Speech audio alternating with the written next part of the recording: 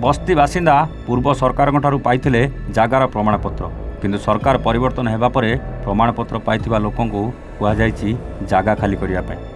एही समस्यार स्थायी समाधान पई बस्ती बासिंदा पारलाखेमुंडी पौरपालिकार मुखियंकु अनेक थर पत्र माध्यम जणाइथिले, तथापि कौनसी सुफल न पाई आज पुणी थे बस्ती बासिंदा पारलाखेमुंडी पौरपालिका कार्यालय आगे अभिनव उपाय हाथ में थाली को पिटी कुंभकर्ण निद्रारे शोइथिबा प्रशासन को उठाइवाई प्रयास करथिले बोली बस्ती बासिंदा सुरक्षा मंचर आह्वायक श्री सुजित प्रधान कहते। जदि सरकार और प्रशासन बस्ती बासिंदा अनुरोध को प्रत्याख्यान करती तेज आगामी दिन मानक शह शह बस्ती बासिंदा राजरास्ता को ओह्लाई प्रतिवाद करिब बोली प्रशासन को चेतावनी देइछन्ति।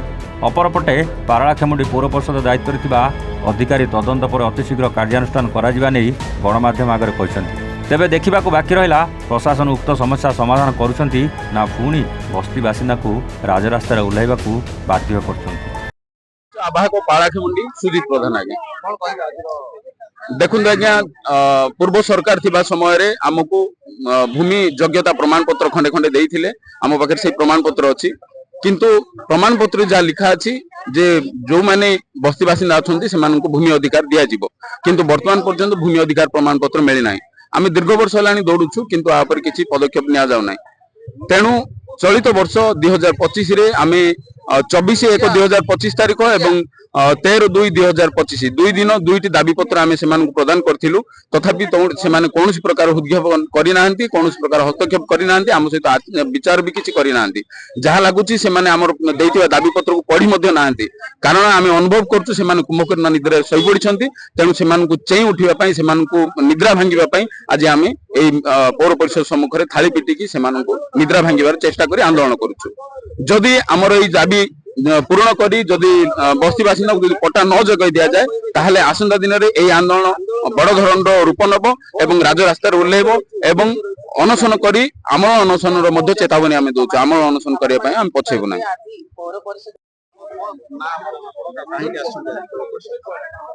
आमे घर पट्टा विषय नहीं कि आसीचु आज्ञा। आमर बहुत दिन रहला आमे पहाड़ अंचल रे आमे रहिचु। ए पारलाखेमुंडी अंचल रे समस्त की पट्टा करिया पई देले अधा पट्टा मिलिला समस्त की आउ अधा लोक को मिली नंदी। समस्त को घर ओरिजिनल पट्टा दियो बोली कि आमे अभिनय करूछु सरकार को, किंतु कहीं कि ना कौन ना हमको जगह न थाउन आमे से अंचल रे आमे घर बास करके रहिछु। केते दिन हैला रहिबा परे नवीन पटनायक जो सरकार थिले सेते बेले हमको योग्यता प्रमाण पत्र देथिले।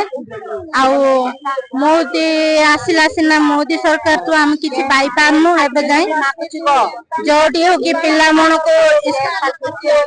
मन को स्कूल जॉइन करला पाखरे हमको के सर्टिफिकेट घर पट्टा मागुचंती। हमर पिला मन को पाठ पढ़ेवार बहुत असुविधा कष्ट रे आमे बंचुछु। आउ आमे रहिबा अंचल रे भी आपण को तांकर जहार की अंचल तांके आसी कहउचंदी तमे उठ आम जागा दियो खाली करले। हमको जागा नहीं कि घर पट्टा नहीं, आम कोठी रहइबु सेति पई गवर्नमेंट को अभिनय करूची। हमको सहायता करिवे, घर ओरिजिनल पट्टा देबे, हम पिलाण पाठ आगु को जीवो। नहीं केबे होई आसी नंदी घर जाइथुनु आमे जिल्लापाल से भी आपण माने देखि पारथे। आज पारलाखेमुंडी पौर परिषद ठारे पारा पौर परिषद सर्व जेतिकी बासिंदा माने आसी एकाठी होई अछु। यार मुख्य उद्देश्य हला दीर्घ किछि वर्ष हला सेमाने दाबी करूचंती जे सेमाने जो जागा रे रहउचंती से जागार कोन से प्रमाण पत्र सेमाने को पट्टा दिया जाउनी।